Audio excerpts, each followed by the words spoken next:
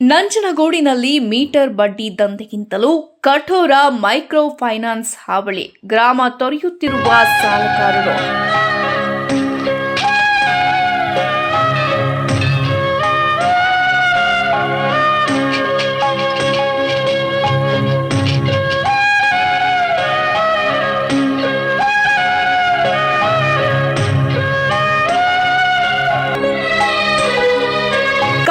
ಕುಳಿತ ಜಿಲ್ಲಾಡಳಿತ ಹಾಗೂ ಸರ್ಕಾರ ಮನೆಗಳ ಮುಂಭಾಗದಲ್ಲಿ ನಾಮಫಲಕ ಅಳವಡಿಸಿ ಗೌರವಕ್ಕೆ ಧಕ್ಕೆ.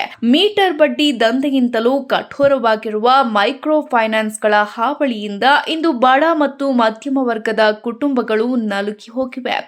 ಸಾಲದ ಆಸೆಗಾಗಿ ಸಾಲ ಪಡೆದ ಕುಟುಂಬಗಳು ಹೆತ್ತು ಹೊತ್ತು ಸಾಕಿದ ಮಕ್ಕಳನ್ನು ತಬ್ಬಲಿ ಮಾಡಿ ದುಡಿಯುವ ತಂದೆ ತಾಯಂದಿರು ಮನೆಯನ್ನೇ ಬಿಟ್ಟು ಹೋಗಿದ್ದಾರೆ. ಅದೆಷ್ಟೋ ಮನೆಗಳಲ್ಲಿ ಗಂಡ ಇದ್ದರೆ ಹೆಂಡತಿ ಇಲ್ಲ, ಹೆಂಡತಿ ಇದ್ದರೆ ಗಂಡ ಇಲ್ಲದೆ ಹಲವಾರು ಕುಟುಂಬಗಳು ಕಣ್ಣೀರಿನಲ್ಲಿ ಕೈ ತೊಳೆಯುತ್ತಿವೆ.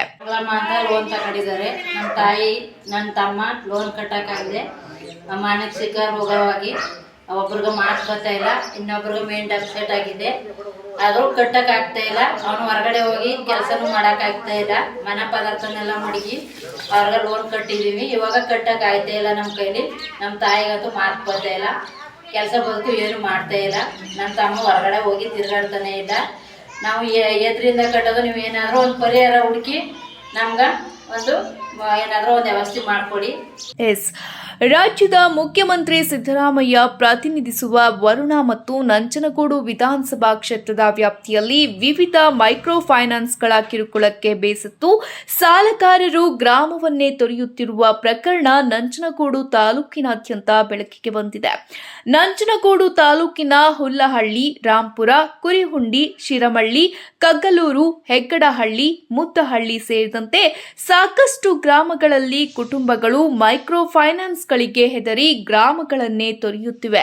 ಸಾಲ ಪಡೆದವರ ಮನೆಗಳ ಮುಂಭಾಗದಲ್ಲಿ ನಾಮಫಲಕಗಳನ್ನ ಅಳವಡಿಸಿ ಅವರ ಗೌರವಕ್ಕೆ ಧಕ್ಕೆ ತರುತ್ತಿದ್ದಾರೆ ಎಂಬ ಆರೋಪಗಳು ಕೂಡ ಕೇಳಿ ಬಂದಿವೆ.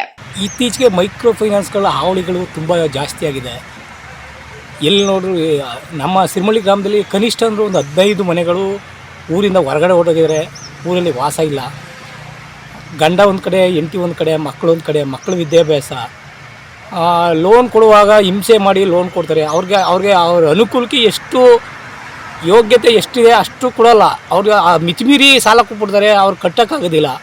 ಕಟ್ಟೋಕ್ಕಾಗದಾಗ ಊರು ಬಿಟ್ಟಿದ್ದಾರೆ. ಅವ್ರಿಗೆ ಮಾನಸಿಕವಾಗಿ ಹಿಂಸೆ ಕೊಟ್ಟು ತುಂಬ ಮನೆಗೆ ಬಂದು ಆಮೇಲೆ ಕೊನೆಗೆ ಅವ್ರು ಎಲ್ಲಿ ಹೋಗಿದ್ದಾರೆ ಅಲ್ಲಿಗೂ ಅವ್ರನ್ನ ನಂಬರ್ ತೊಗೊಂಡು ಅವ್ರ ಫೋನ್ ಯಾವುದೋ ಮುಖಾಂತರ ಅವ್ರ ನಂಬರ್ಗಳು ತೊಗೊಂಡು ಅವರು ಎಲ್ಲಿ ಈಗ ಕೊಡಗೋ ಎಲ್ಲೋ ಹೋಗಿರ್ತಾರೆ, ಮಡಿಕೇರಿ, ಕೊಡಗೋ, ಅಲ್ಲಿ ಕಾಫಿ ಬೀಜ ಇನ್ನೊಂದು ಏನೋ ಮಾಡೋಕ್ಕೆ ಹೋಗಿರ್ತಾರೆ, ಕೂಲಿ ಮಾಡಿ ಜೀವನ ಮಾಡೋಕ್ಕೆ ಹೋಗಿರ್ತಾರೆ, ಗಾರೆ ಕೆಲಸ ಮಾಡೋಕ್ಕೆ ಹೋಗಿರ್ತಾರೆ.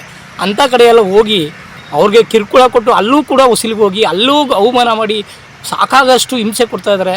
ದಯಮಾಡಿ ಎಷ್ಟು ಈ ಮೈಕ್ರೋ ಫೈನಾನ್ಸಿಂದ ಎಷ್ಟು ಜೀವಗಳಿಗೆ ಹಾನಿ ಆಗುತ್ತೋ ಅಂತ ಗೊತ್ತಾಗ್ತಾ ಇಲ್ಲ. ದಯಮಾಡಿ ಈ ಮೈಕ್ರೋ ಫೈನಾನ್ಸ್ ವ್ಯವಸ್ಥೆನ ಒಂಚೂರು ಕಂಟ್ರೋಲ್ ಮಾಡಬೇಕು. ಇದಕ್ಕೇನಾದ್ರು ಕಾನೂನು ಕ್ರಮ ಕೈಗೊಳ್ಳಬೇಕು ಅಂತ ಈ ಮೂಲಕ ಸರ್ಕಾರಕ್ಕೆ ಮನವಿ ಮಾಡ್ಕೊಳ್ತೀವಿ. ಸಾಲ ಬಾಕಿ ಇರುವ ಕೆಲ ಮನೆಗಳಿಗೆ ಇವರೇ ಬೀಗ ಹಾಕಿಕೊಂಡು ಕುಟುಂಬದವರನ್ನ ಹೊರದಬ್ಬಿರುವ ಘಟನೆಗಳು ಸಹ ಸಂಭವಿಸಿದೆ. ಮೈಕ್ರೋ ಫೈನಾನ್ಸ್ ನಲ್ಲಿ ಸಾಲ ಪಡೆದ ಪರಿಣಾಮ ಕೆಲವು ಕುಟುಂಬಸ್ಥರು ಗ್ರಾಮಗಳಲ್ಲಿ ಸಾವು ನೋವು ಸಂಭವಿಸಿದ್ದಲ್ಲಿ ಭಾಗವಹಿಸಲು ಸಾಧ್ಯವಾಗದಂತಹ ಪರಿಸ್ಥಿತಿ ನಿರ್ಮಾಣವಾಗಿದೆ. ರಾಜ್ಯದೆಲ್ಲೆಡೆ ಗ್ರಾಮೀಣ ಪ್ರದೇಶದ ಜನತೆ ಸಂಕ್ರಾಂತಿ ಹಬ್ಬವನ್ನು ಸಡಗರ ಸಂಭ್ರಮದಿಂದ ಆಚರಿಸಿದರೆ ಈ ಗ್ರಾಮಗಳ ಕೆಲವು ಕುಟುಂಬಗಳು ಮೈಕ್ರೋ ಫೈನಾನ್ಸ್ ಹಾವಳಿಗೆ ಬೆದರಿ ಗ್ರಾಮದತ್ತ ಮುಖ ತೋರಿಸಲು ಸಾಧ್ಯವಾಗದಂತಾಗಿದೆ. ಇನ್ನು ಬಡ ಹಾಗೂ ಮಧ್ಯಮ ವರ್ಗದ ಕುಟುಂಬಗಳಿಗೆ ಜಾಹೀರಾತು ಮುಖಾಂತರ ಕನಸು ನಿಮ್ಮದು, ಸಾಲ ನಮ್ಮದು ಎಂದು ಸಾಲದ ಆಮಿಷಗಳನ್ನ ಒಡ್ಡಿ ಬಲವಂತವಾಗಿ ಸಾಲ ಕೊಡುತ್ತಿರುವ ಮೈಕ್ರೋ ಫೈನಾನ್ಸ್ಗಳು ನಂತರ ವಸೂಲಿಗೆ ಕಠಿಣ ಮಾರ್ಗಗಳನ್ನ ಹಿಡಿದು ಕಿರುಕುಳ ಕೊಡುತ್ತಿವೆ ಎಂದು ಸ್ಥಳೀಯರು ಆರೋಪಿಸಿದ್ದಾರೆ. ಏನು ಆಯ್ಕೆ ಇಲ್ಲ, ಆಗಿರೋದೇ ಇದ್ದಾಗ ಮಾಡಿದ್ರು. ಮಕ್ಕಳೇನು ಬರ್ಬೇಕಾಯ್ತು, ಬಂದಿಲ್ಲ ಸ್ವಾಮಿ. ಕೈ ಹಿಡಿತೀನಿ ಹಂಗೆ ನಮ್ಮ ಸ್ವಾಮಿ. ರಮೇಶ ಕಾರ್ ಪ್ರಯತ್ನ ಮಾಡೋಕಲ್ಲ. ಸಂಘದವ್ರದ್ದು ಸ್ಟಾರ್ಟ್ ಆಗೋದ್ನ ಬಿಸಿ ಮಾಡೋಕೆ ಆಗ್ತಿದ್ದಿಲ್ಲ. ಇಬ್ಬರು ಕಾಲು ಎತ್ಕೊಂಡ್ಬಂದ್ರು. ನನಗೆ ಒದೆ ಕಟ್ಟೋಣ ಸಾಮತಿ ನಿಲ್ಸೋದ ದುಡ್ಡ ಅಂತ ಸಂಘದೊಳಗೆ ಇವನು ಕೆಲಸಕ್ಕೆ ಹೋಗ್ತಾ ಇದ್ದ ನಮ್ಮ ಫ್ಯಾಮಿಲಿನೇ ಇವನು 5 ಜನ ಕುಟುಂಬನೆಲ್ಲ ಸಾಕಿದ್ದಾನೆ. ಕಂಬದ ಕೆಲಸಕ್ಕೆ ಅಂತ ಹೋಗಿ ಬಂದ ಕೈ ಕಟ್ಟಾಗಿತ್ತು 2 ವರ್ಷ ಆಗೋದು ಅಂತ. ಅವರು ಮೆಡಿಷನ್ ಯಾವುದೇ ಥರ ಏನೂ ಮಾಡಲಿಲ್ಲ. ತಲೆ ಆಪ್ರೇಷನ್ ಆಯಿತು, ಸೊಂಟ ಆಪ್ರೇಷನ್ ಆಯಿತು, ಎಲ್ಲ ಭಾಗನೂ ಆಪ್ರೇಷನ್ ಆಯಿತು. ಆದರೂ ಯಾವುದೇ ಥರ ಏನೂ ಪರಿಹಾರನೂ ಇಲ್ಲ. ಹುಣಸೂರಲ್ಲಿ ಅಂತ ಕೇಸ್ ಆಗಿದ್ದು, ಅವರೇ ಥರ ಏನೂ ರೆಸ್ಪಾನ್ಸ್ ಮಾಡಲಿಲ್ಲ. ಅಲ್ಲೂ ಹೋಗಿದ್ದೋ, ಇನ್ನೂ ಏನೂ ಆಗಿಲ್ಲ. 3 ತಿಂಗಳಾಯಿತು. ಇವನಿಗೆ 20ನೇ ತಾರೀಕು ಬಂದರೆ 3 ತಿಂಗಳಾಯಿತು ಈ ಥರ ಆಗಿ. ಯಾವುದೂ ಏನೂ ಆಗಿಲ್ಲ. ಮತ್ತು ಫೈನಾನ್ಸು ಸಂಘದವರು ಎಲ್ಲರೂ ತುಂಬ ಹಿಂಸೆ ಕೊಡ್ತಾರೆ. ಹಗಲು ರಾತ್ರಿ ಎಲ್ಲ ಬರ್ತಾರೆ. ಬಂದು ಕಟ್ಟೋ ತನಕನೂ ಮನೆ ಬಿಟ್ಟು ಹೋಗೋದೇ ಇಲ್ಲ. ಅಲ್ಲಿ ಹಾಸ್ಪಿಟ್ಲಲ್ಲಿದ್ದಾಗೂ ಹಿಂಸೆ ಕೊಡ್ತಾಯಿದ್ರು. ಹಾಸ್ಪಿಟ್ಲಲ್ಲಿ ಬಂದು ಕಟ್ಟಲೇಬೇಕು ಅಂತ. ಏನು ಕಟ್ಟೋಕ್ಕೂ ನಮ್ಮ ಹತ್ರ ಆಗಲ್ಲ. ಇವನಿಗೆ ಹೊಟ್ಟೆಗೆ ತಿನ್ನೋಕ್ಕೂ ಏನೂ ಇಲ್ಲ. ಆದ್ರೂ ತುಂಬ ಸಮಸ್ಯೆ ಕೊಡ್ತಾರೆ.